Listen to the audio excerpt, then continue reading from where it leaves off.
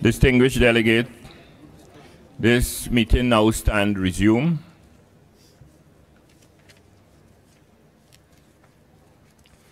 I invite the committee to resume its consideration of sub-item 3C, entitled Follow-up on Policy Frameworks and Thematic Issues in order to take action on the pending draft decision submitted under this sub-item.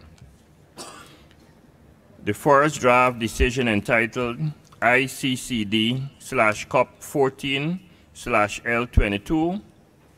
May I take it that the committee wishes to adopt the draft decision contained in the document ICCD/COP14/L22 or recommend it to the Conference of the Parties for its adoption?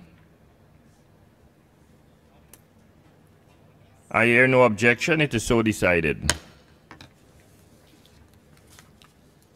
Distinguished delegates,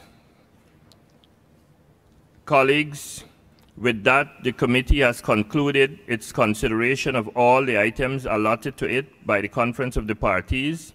I will present the report of the committee to the Conference of the Parties shortly for its consideration and action on the decisions recommended by the Committee of the Whole. Let me now open the floor for any interventions in connection with the outcomes that were covered today.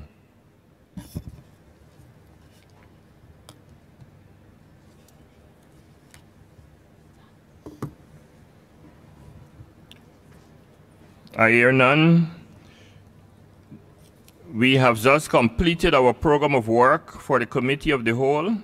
I will report to the Conference of the Parties on the work of this committee, including on the draft proposal recommended by the committee for adoption by the conference.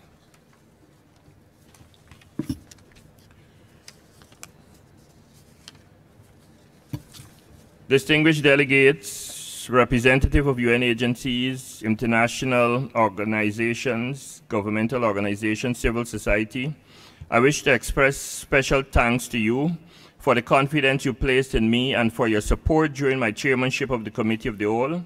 I was very pleased to have been able to serve you at this most important and historic COP.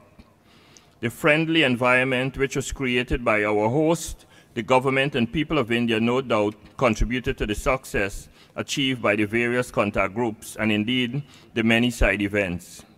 You're truly an amazing lot. Just when I begun to have some fun with the gravel, just when I'm ready to play musical chairs, I have to say goodbye. You have decided to close the cow and the cup, but to use the cliche from the ages, all good things must come to an end. And so too must the cow. I was truly honored and indeed very privileged to be requested to serve you. I never saw challenges or difficulties, only opportunities and pathways, as well as avenues for exchange and ultimate agreement. I also felt that if you were repose such faith in me, it was my duty to have faith in myself and more particularly faith in you to make the COW a success. Distinguished delegates, you may agree with me that negotiations are about relations, more precisely how people relate to one another. Our successful conclusion of the COW is testimony to the ability and willingness to relate positively to each other, for which I thank you. Distinguished delegates, many issues have been raised, discussed and addressed under this COW. There is no need for me to do stock taking as we were all involved.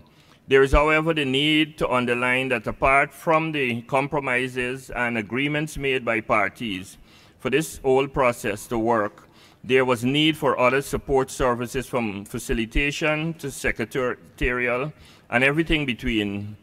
I now place on record our thanks to all those who provided these services. It is all too easy to see the lead actors and actresses while remaining indifferent to those so-called bricklayers and those who pull the levers backstage.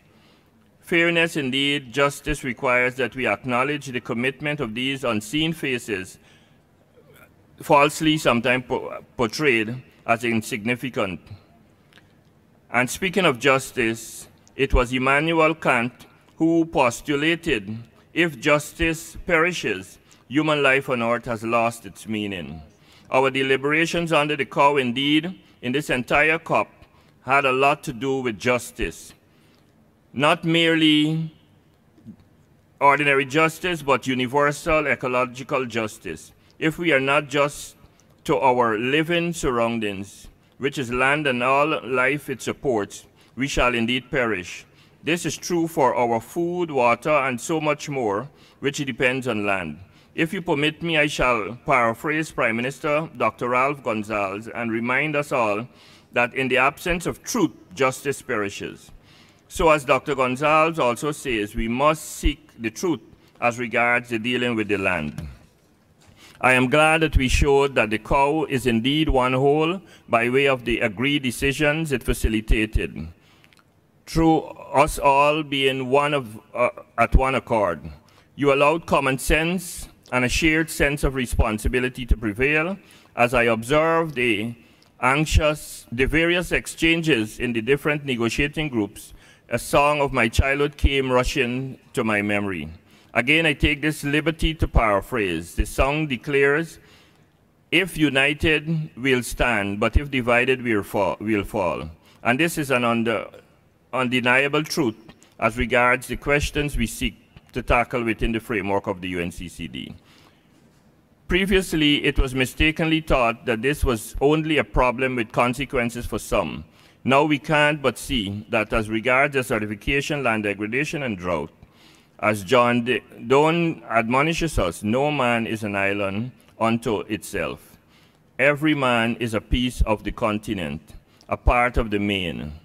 Never send to none for whom the bell tolls. It tolls for thee. I thank you.